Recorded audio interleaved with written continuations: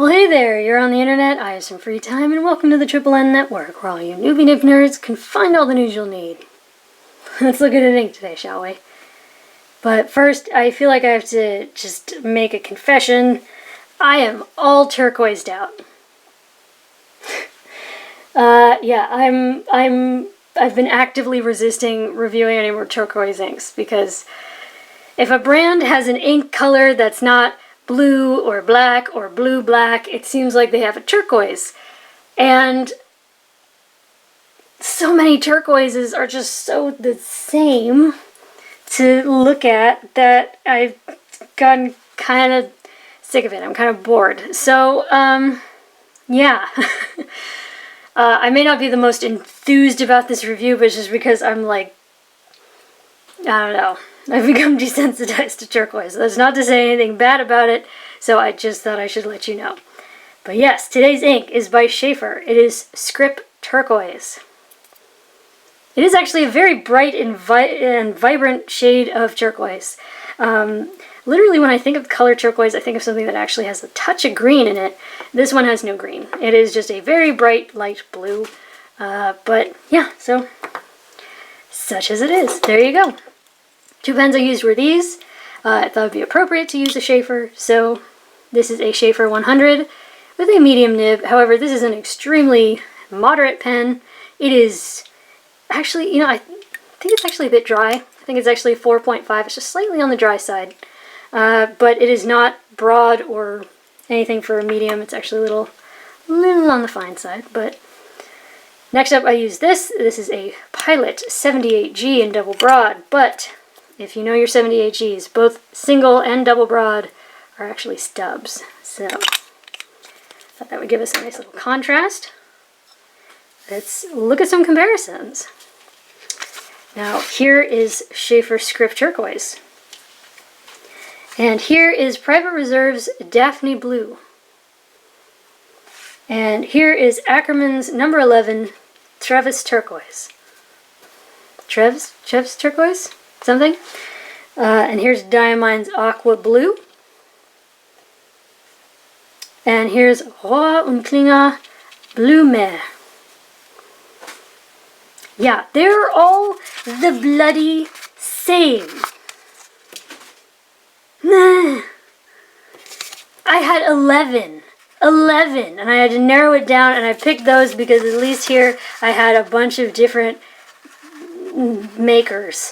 It's all the bloody same. Anyways, yes, chromatography. Okay, so this one on the left with a little D in the corner, that is the one that I let dry.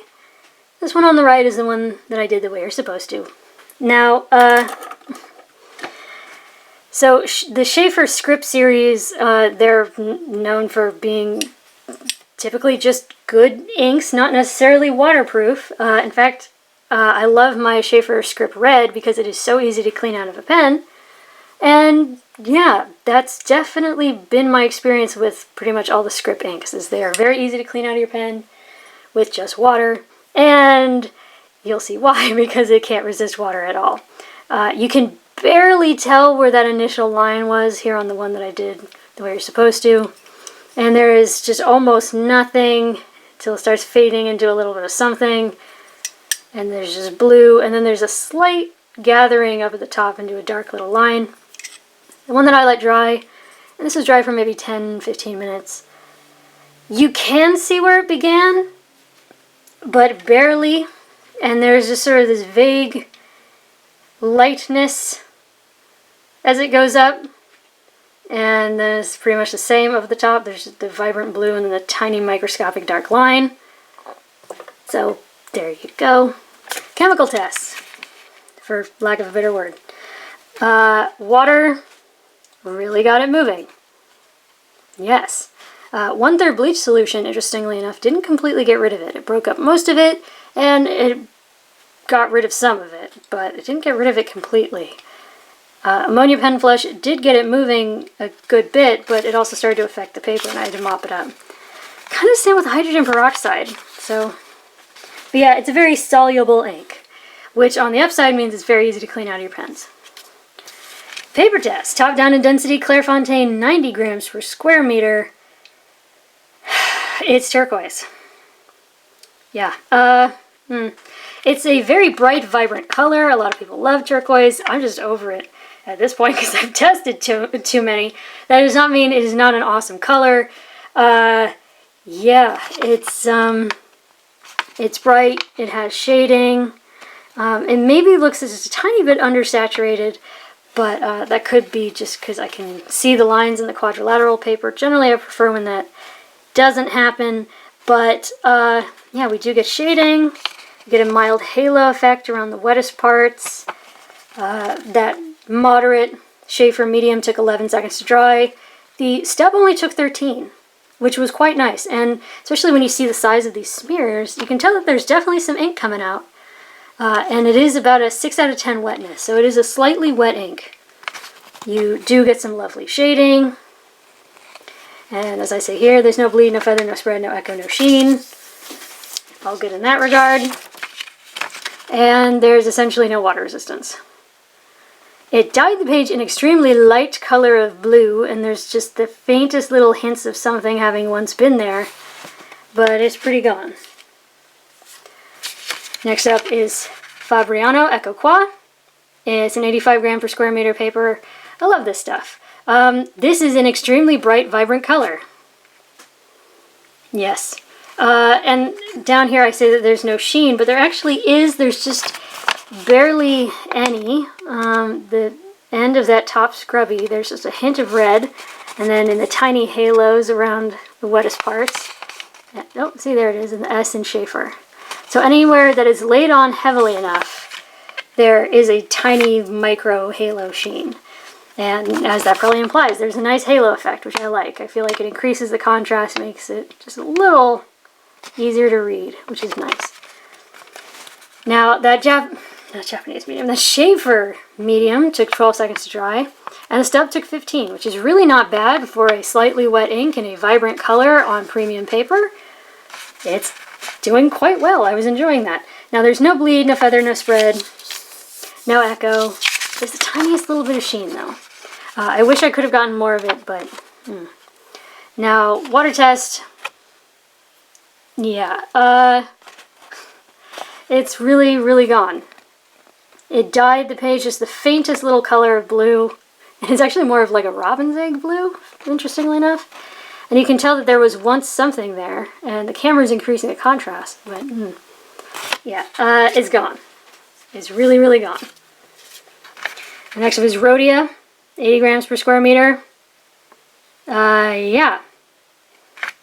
It's turquoise. I'm so sorry. I'm so sorry. I just can't get enthused about it anymore. Yeah, the Sheaffer medium took 11 seconds. The double broad 78G took 12. Again, we have a dark halo effect around the wettest parts, which is nice. It increases contrast. We do have shading. That's lovely. It's an extremely bright, vibrant color.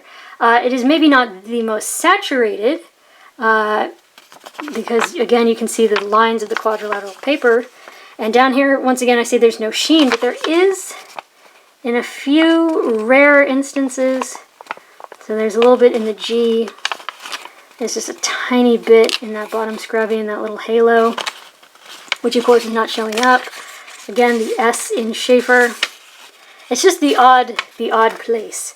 But yeah, so I don't know, if you really push it there might be some sheen. Now, water test, again, is just the faintest hint of like a robin's egg blue. And just the littlest something used to be there. Yeah, no bleed, no feather, no spread, no echo. Next up is Tomoe River paper, which is known for drawing out shading and sheen and dry times and echo, and we kind of get all of that. Except I was expecting there to be much more sheen on here, just because, you know, that's what Tomoe River does. If it's possible, it'll bring it out. However, we really just get these tiny little micro halos of sheen around the wettest parts. Not all that much. However, it is pretty much everywhere where there's a halo, it is just razor thin to the point where even in person it's not the easiest thing to notice. However, because this ink does look slightly undersaturated and therefore can kind of, like it's approaching looking thin. I really like that around the wettest parts we do have that dark halo effect. Again, it kind of increases contrast, makes it easier to see. But yeah, so the Sheaffer medium took 13 seconds and the double broad took 17. That's really not much of an increase in dry time. It is a little, but again, because this was a wet flowing ink and this is Tomoe River paper, I was expecting there to be more of a jump. Now, oh, please, there we go. The F and the M. There we go. Tiny bit of sheen. There, at least I got some of it on camera. Now it is fairly well behaved. There's no bleed, no feather, no spread. This little bit of echo that we're getting here, that's the scrubby, and that was from me laying it on and laying it on and laying it on and trying to make sure I would get some of that sheen. So I feel like that's more human error. And Tomoe River loves to let ink slide away when you add more water, and that's pretty much exactly what happened here. It is really, really gone. It barely even dyed the page. You can see the dots from the 78G, but that's pretty much about it. Now, next up is the world's worst 20-pound copier paper. This stuff is just trash. Yeah, I can pretty much guarantee you have something at least a step up from this. However, now, more absorbent papers sometimes they can rob the vibrancy right out of an ink, like it's sucking the life out of it. Here, it didn't do that. That was rather nice. It's still an extremely bright color of blue. Downside being, we also get an insane amount of spread. Yeah, the line width definitely increased. We have no more shading whatsoever. We have no more halo effect. The water test really affected the shape of the paper. We have feathering. And we have a wooliness. And so it's not exactly ideal in that instance. The dry times are still quite fast though. It took 1.5 seconds to dry.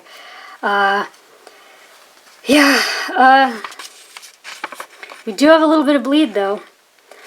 But it rarely makes it to the other side, and where it does, it's just these little dots, and they're fairly spaced apart, so it could be a lot worse. And yes, that is a European medium, however, it is slightly dry, and it's maybe just barely leaning towards the fine side. So, now, as I said, this paper freaks out when you add water. Ooh, camera, calm down. Calm down. There we go. Yeah, it sort of just melted into the paper. More absorbent papers tend to draw the ink in, make it harder to wash out. It just seemed to like, so it dyed the whole page. It sort of half washed out, but if anything, it just sort of washed sideways. That is the opposite of easy to recover. Next up is Mead Notebook Paper. This is the type you'd find in a spiral notebook. Yeah, lately mine's been feathering like crazy. However, we don't get nearly the same amount of spread as we did on the 20 pound, so there's that. We do have some feathering, but it's not as bad as it has been. So like, look at the L and deal. We have some feathering, but for the most part, we're actually doing pretty okay. Not too bad.